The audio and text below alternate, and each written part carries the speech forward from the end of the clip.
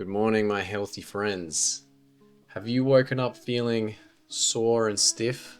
Just not really feeling like you've got all the energy? Well, stick around. We've got a quick sequence, 7 exercises, all body weight, focusing on activating and stretching the body to wake up in the morning.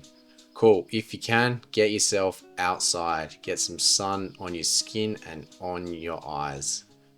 I've set the timer for 1 minute. Feel free to join. Alright, first things first, we're going for the shake or a bounce. I'm bending my knees here and my ankles are bending slightly too. The rest of my body is following and everything is going loose. We have just spent hopefully 8 hours in our bed being very immobile. This has caused the connective tissue that surrounds our muscles and joints, our fascia, to kind of relax and tighten around our body. That's why we have this feeling of stiffness and stuckness in the morning more than we ever would. So a minute here, keep on shaking it out, dance around a little bit. It's going to get you moving real well from the get-go.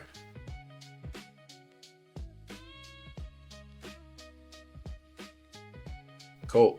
Next one, we are focusing on our shoulders here, mainly our external rotators. So as you can see, arms are out at a 90-degree angle.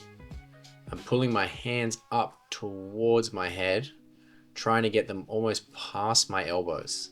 So as you can see here, we've got a classic Beavis and Butthead looking pose going on here. Doesn't look like much, but I guarantee you, if you're doing this one properly, you should feel the small muscles around your shoulder blades lighting up. These ones are really underused, and commonly, if these ones are weak, they can lead to shoulder injuries in some people. So we're going to wake them up.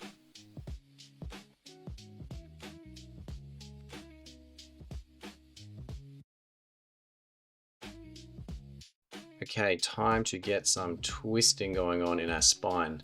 So as you can see here, I'm roughly 1 foot away from a wall. I'm going to try and keep my knees and lower body as stable as possible, and the upper body is doing a twist. 10 points if you can get your hands to touch the wall. It's all good if you can't. If you don't have a wall, just do it in the air and become a mime. That's a good looking wall there, Joel.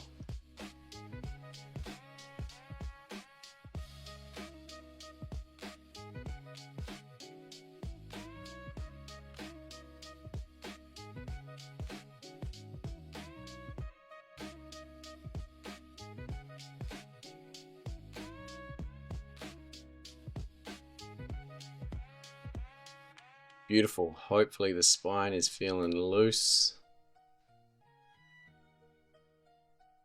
Now we're going into a squat forward fold. So if you need your heels to lift off the ground, that is absolutely fine. But we're going into the deepest squat possible. We're either holding onto the ground or our shins. And then we're extending the knee to lift the hips to the sky.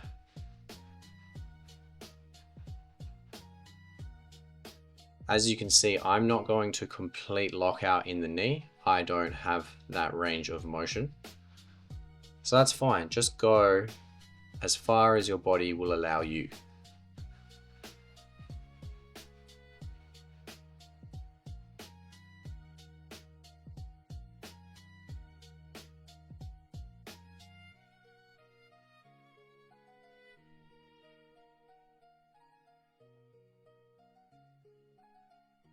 Awesome. Peel yourself up. Have another little shake. Always important. And we're back down into a squat. Heels can lift if they need. We're either going to touch our hand onto the ground, or we're just going to hover, or if you have something like a block, that might help. So the other hand, It's going all the way up to the sky, and if we can, we're looking our eyes up to our hand, looking at this twist all the way through upper, mid, lower back, all the way into the hips.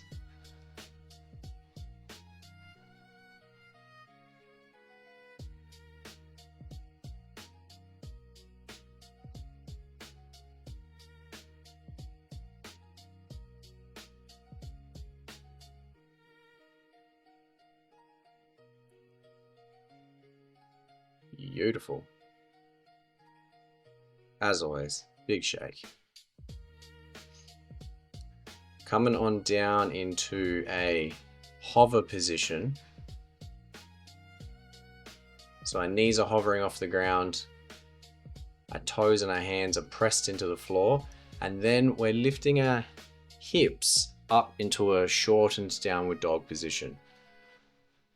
So exhibit A, mine is not a perfect downward dog. My knees are still generously bent, but the motion is focusing on opening up the chest and getting some strength through the shoulders and the core.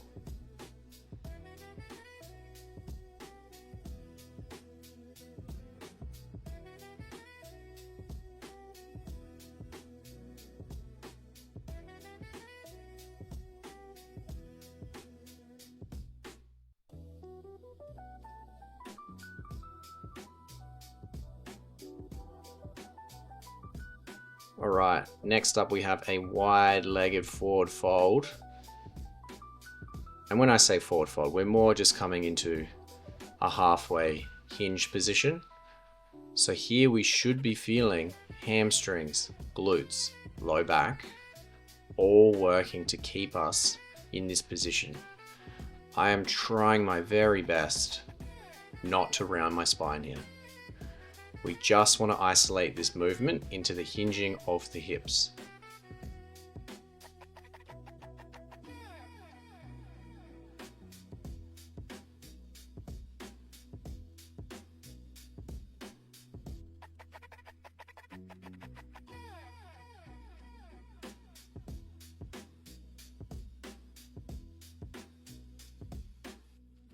Well, that is the last movement for the session today. I hope you're feeling looser than you were this morning, and that you just have a great day.